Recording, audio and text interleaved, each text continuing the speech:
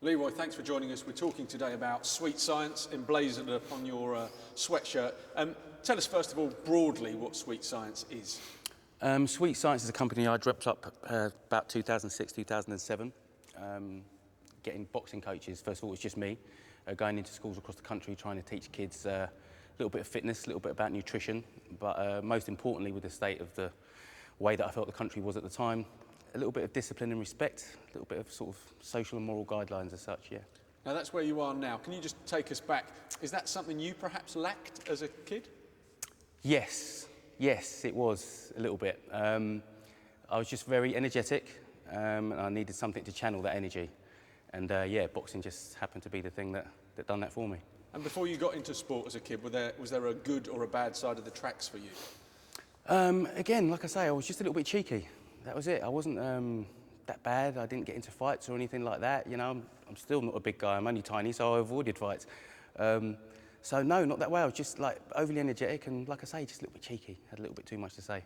But your experience, when we've spoken previously, has been about bullying, and you found that having some physical confidence was also a way to overcome that. What kind of things were happening? Well, 100%. I used to get bullied. You know, they call it bullying, and now I'm not sure really what it was. Just, you know, kids being kids. Really, I look at it in a certain way, but by kids bigger than me, and obviously it does have a certain effect on you. I tried karate first of all, just to give me a little bit of something to feel about myself. Found that deadly boring. Sort of subscribed myself to just being bullied, and being the cinema buff that I am, I went to see a movie called Rocky, and changed my life. And I've never been bullied since. And it's not because I walk around the street trying to, you know, look tough or with a pair of boxing gloves around my shoulder or anything like that. It's just that I think it just gives you something. It just gives you this little air of confidence where maybe you just don't look like you're the sort of person who's going to get bullied. Now, you're dealing with kids now, and we'll talk more about that shortly, but back to when you were first starting to box. Was there a moment where you felt that difference, how people were reacting to you differently because you knew how to box, because you felt different? Yes, there were a couple of things that happened. There was a silly thing that happened that I'll always remember, and I must have been about 9, 10 at the time. We were playing hide and seek, and I was the person searching for my friends, and one of my friends thought it would be a good idea to jump out from behind a car and scare the life out of me. And instead of going woo into a quivering wreck, which I would have done, I jumped straight into my boxing stance. And I remember physically going, this is all right, wow, did I just do that? So yeah, and that's when people just hear you box as well, it's a different thing. It's, you know, people are sort of like, oh, okay, you know, but you don't put that across. You're not sort of like, yeah, I box. You know, it doesn't come across like that, I hope. And so then, take us through school. Did you go into amateur boxing? Was that your sporting outlet? How far did you get? Oh, big time, yeah. I boxed in the schoolboys. I won the schoolboy championships, won county championships, regional titles and so on and so forth. Boxed for the country, had to represent Middlesex on a few occasions. Travelled all over the place, meeting loads of different people. Yeah, I took it as far as my ability would let me. Unfortunately, again, and this is something that I try and pull out of the kids now, I was very naturally, I could just box. I was fast and I had very good reactions, and it made me a little bit lazy. I just relied a little bit onto my natural gifts, if you will, and you know, I wished I hadn't now. I wish I had been a bit of a harder worker, and this is some of the stuff that we're trying to instill in the kids, not to miss that opportunity. Now, it's largely, well, it's almost exclusively an individual sport in every sort of sense, but there's also a real kind of group mentality. So again, back to when you're a younger athlete and you're competing, what kind of environment were you in? Was it a supportive one? Was it highly competitive? A good kind of camaraderie? It gives me goosebumps even now, to be honest with you, just thinking about that. My pals at the boxing gym, who I used to box with all the time, we used to spar each other all the time, and we were the best mates that you could ever meet in the world. It's like, the only thing I can give it similarity to would be, you know, these people who go away to war together and they're in a squadron together, and you know, you're just so tight, you've got this bond that you're just unbreakable. I mean, I tracked down all my friends a couple of years back when the last Rocky movie came out. I tracked everyone down who I used to box with, and I got us all together, and we met up in a bar first of all, and I gave them a newspaper cutting from back in the day that I've kept because I'm a hog for stuff like that. And they were buzzing about it, and we were all exactly the same. We were, you know, a little bit less hair, a little bit wider bellies, but apart from that, exactly the same. You know what the thing is about that as well? All of them are professionals now. Everybody I used to box with, all of them run their own company. They're all individual, working, you know, hard at their own thing, and all successful. So that sort of says something to me that, you know, we were a cross-section of people, a complete cross-section of people there. You know, black, white, the whole enchilada there. So. And so take us then forward from those kind of days. Was boxing something you're clearly passionate about it, but was it something you thought, I want to work in boxing, or did you have other ambitions that were there waiting for you? Didn't ever see that there was a way to be able to work in boxing other than being a professional or being a manager or something like that. And that wasn't something I saw as something that I was going to be doing. I got into personal training. I sort of found my way to it. I got into personal training before boxing was sort of popular as a fitness tool. And then one day, and I didn't even incorporate boxing at all when I first started personal training. I thought that's something different. But then a couple of years in, I thought, you know what, let me bring a pair of pads down and see if this lady wants to do it. And they got hooked on it, and then with the next lady, she got hooked on it, and that guy, he got hooked on it. And before you know it, we were just running with that, and it all came through from there. And like I say, it was just doing the personal training side of it and brought it back into boxing, really. I mean, before we go back to the schools, what kind of things do you think your personal training clients were getting out of boxing that they weren't perhaps getting out of, sit-ups, running around the park, resistance? An enjoyable, effective workout, because you can sit on a bike. I know how to ride a bike, I can go running. I've been running since, just after I could walk. This is something where it's an unbelievable stress release, to whack something. It's human instinct. You hear people, they get really annoyed, and we all do. There's no point pretending that we don't, things don't get built up. And then they hit a wall and break their hand, or they punch through a glass window. Buy a punch bag and a pair of gloves. Go down, hit it for 2 minutes. You'll be absolutely knackered, and you'll be pacified afterwards and a little bit fitter. So yeah, I think all my clients, they loved it. I used to do it with a 76-year-old lady, Anita Leslaw, lovely lady, ridiculously well-off lady. And first time I ever bought the gloves, she was like, oh, no, Leroy, no, Leroy, she used to call me, in fact. No, Leroy, really, blah, blah, blah. I said, look, just try them, Anita, blah, blah, hooked. And she was brilliant as well. She was absolutely brilliant.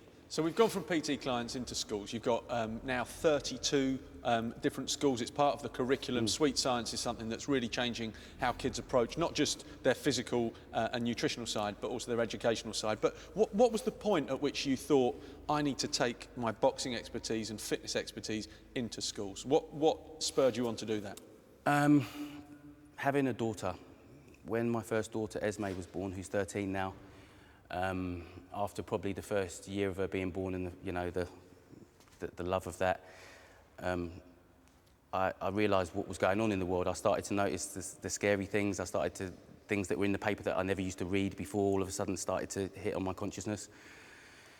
And it scared the life out of me. A lot of my friends started to move out of the area, abroad and just away to the coast and stuff like that, because they thought that London was getting a little bit too hairy. And I thought, well, you know what? I've never been one to sort of run away from the problem. If everyone does that, then we've lost, they've won.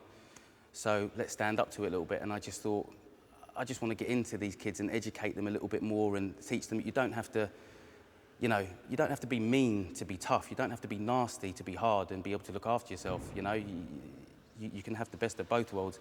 So it was really having the daughters for me that I just want to go in and sort of teach guys, as we teach it to girls as well, obviously, but teach guys how to be a little bit more respectful and, just have a little bit more. I think that a lot of kids, their negativity comes from their lack of confidence, okay? And boxing can definitely give you confidence. I can walk away from a fight quite comfortable and go home and sleep at night. A lot of these kids can't, because they haven't got that confidence. They want to come back and hit you over the head with a bat or something like that. So I want to sort of get that. I want to get that out there a little bit. So what does a Sweet Science session in a school kind of look like? How many kids have you got? What kind of equipment is there? What activities are they going to do? We do everything that I did as a boxer. I warm them up. I get them skipping, which they're amazed at to begin with, because they're thinking, why are we skipping? And I explain to them why boxers skip. Then I'll get them with no gloves on, standing up, just with their hands, teach them a little bit of footwork, a little bit of stance, a little bit of basic punches. Then if they're good, when they're doing well and they're listening to what we're trying to tell them, then we get the gloves on and we get the pads. And one of the drills we do, which is very popular with all of the kids, is we get them in a circle around us and we get them to punch, but at the same time we swing punches back at them, which are never going to hurt, even if they do connect, which they do from time to time when they love it. And it teaches their reactions and they're engaged with it. And even the kids with the smallest attention spans all of a sudden, are completely focused, because they have to be, because they're going to get hit around the head otherwise. And so what other benefits have you found? So following some of the pupils, what other benefits do they take from a session into the classroom, perhaps? I've had one kid that still makes my heart sing, who, when I said to him, can you get all 4s on your report card, which four means excellent, and his words, I'll never forget it, said, it's impossible.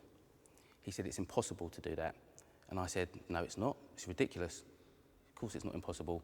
After about a month of training with us, he came in, and I think I've still got it on my phone. I took a picture of his report card. He got all 4s for the whole week. And so how do you think the Sweet Science class has impacted that? Confidence, discipline, physical fitness, feeling good about himself? Absolutely. You know, again, I tell the kids that, you know, your brain is the same as training a muscle. I mean, you've got that little game now, I'm not sure what it is, I think my daughter's got it, DS, Nintendo DS or something like that, and it's called brain training. You can train your brain. If you know, if you're looking at something and something goes outside your brain, so part of your brain says, yeah, I want to look around and see what that is, but you can train your brain to not want to and just keep focused on what you're doing.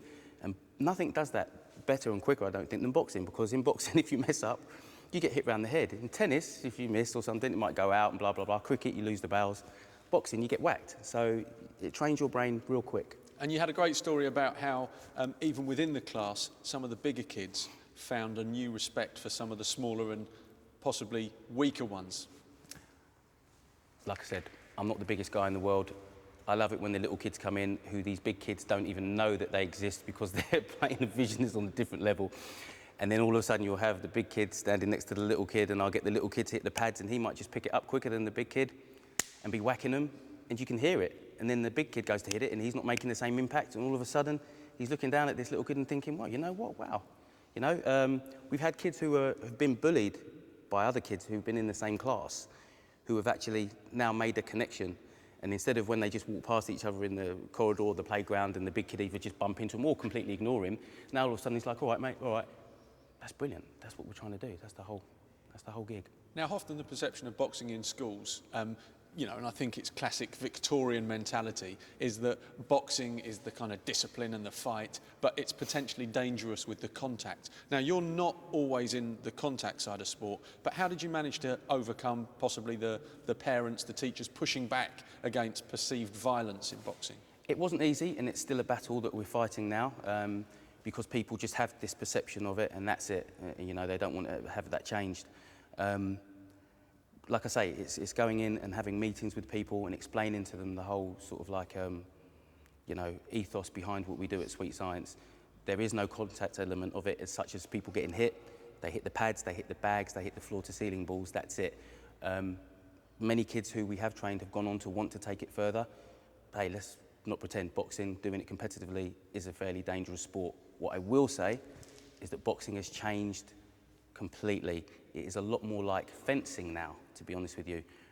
Boxers are a lot more astute.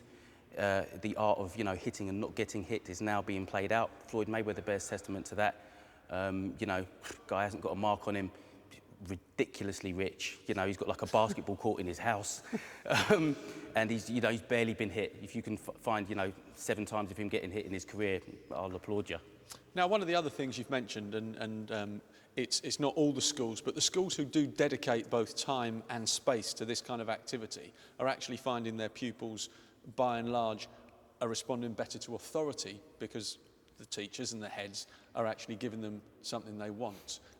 Have you seen that evolve, you know, that Sweet Science goes beyond just the boxing and the kind of kids in the classroom, that the whole school gets a lift? Yeah, massively so. It's something, I mean, boxing was in all schools until about 1962, and then the sort of Liberal Brigade got in it and said, oh no, we can't do this, we can't do that. One of the schools that we work in, Burlington Danes in fact, found a videotape footage or YouTube footage of their kids boxing on a rooftop, not a pitched rooftop or anything like that, but just on the roof of a building, flat roof of a building. It had been raining, so it was wet, and they were boxing each other. No gum shields, no head guards, and it was deadly dangerous. There was a wall there, someone would have gone, you know, you could have just whacked your head on the wall. It's deadly dangerous. And the headmistress of this particular school said that she wanted to exclude all of the kids who were involved in that. One of the PE teachers, who's always been behind what we do at this school, said, hold on a minute, look, you know what? These kids are doing something. They're not standing around drinking alcohol pops. You know, they're not playing computer games. They're doing something that they want to do. Obviously, there's a need for this. They've all got their own boxing gloves. Can't we cater to it for them? Lo and behold, ended up getting a boxing ring in this school. Kids are doing it religiously now. It gives them an outlet, you know. It gives them a really good way to get rid of these frustrations, which they have. There's no point pretending that kids don't get annoyed about stuff and frustrated. Of course they do. You know, I remember I did. This is a great way to get it out. I mean, the traditional cliche about boxing turning lives around has been played out a number of occasions, and Burlington Danes was one of those schools that has, through Sally Coates' work, become incredibly successful. But you also deal with other schools that are basically rich grammar schools, high spending, Yeah. you know, wealthy families. Yeah. The same frustrations are there for the kids too in those environments. Yeah, absolutely. And I'm sure, you know, it's even more so, I've got very good friends of mine who, you know, are very wealthy. And, you know, they want their children to be able to look after themselves. Yeah, they go to piano lessons. Yeah, they go to guitar lessons, you know. But at the same time, you know, you want to be able to look after yourself. And I'm not talking, you know, I'm not going around and saying someone, oi, you, and clumping them. But if someone comes up to you and says, oi, you can get out the way of something they might do to you. You know, it can be a tough world out there. It's, you know, it's better to have it and not need it than to need it and not have it. Now, one of the great endorsements really of Sweet Science has been from Sir Henry Cooper. Tell us, how did you get to meet him and how was he involved? Wow. One of my clients who I was doing personal training with at the time, when I was having sort of little inklings of ideas about Sweet Science and how I could go about it, hadn't begun yet at all with it. He took me to Australia. It wasn't fair. Australian rugby players boxing against English cricket players. And I just thought, I've got to see this. This sounds crazy. How's this going to work? And it happened. And we went there and we were all standing outside and it was like, you know, London Bridge in the background. I thought, wow, this is great. Looked over there and there's Sir Henry Cooper. And I just said, you know what? Everyone wants to stand around here, pretend, you know, like, I'm gonna... said, see you later, I'm going over, I've got to shake this man's hand. Went over, said, look, excuse me, Sir Henry Cooper, you know, can I shake, went to shake his hand, and I said, no, can I shake the left one? Because, you know, Henry's hammer. I said, can I shake the left one, please? Oh, blimey. And I said, look, you know what, I don't want to keep you or anything, but I've got this idea about doing this thing in schools with kids and blah, blah, blah.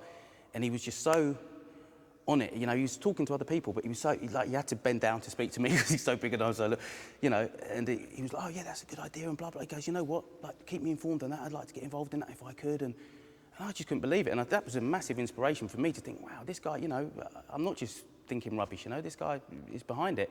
And then I was lucky enough to meet him again at another do, that Billy Schwer took me along to, and sat down with him and spoke to him how far it had come along, got in touch with him through Colin Hart before that, and was keeping him up to date with what was going on. And yeah, he was just right behind it. He just put his voice behind it, and as you can see on our website, he's got a lovely little testimonial there about how he backs us, and unfortunately he's no longer with us. But you mentioned the website, you've also got Anthony Joshua, the Olympic champ, on there. You know, going forward, you seem to have continued support. Where and how far do you think Sweet Science can go?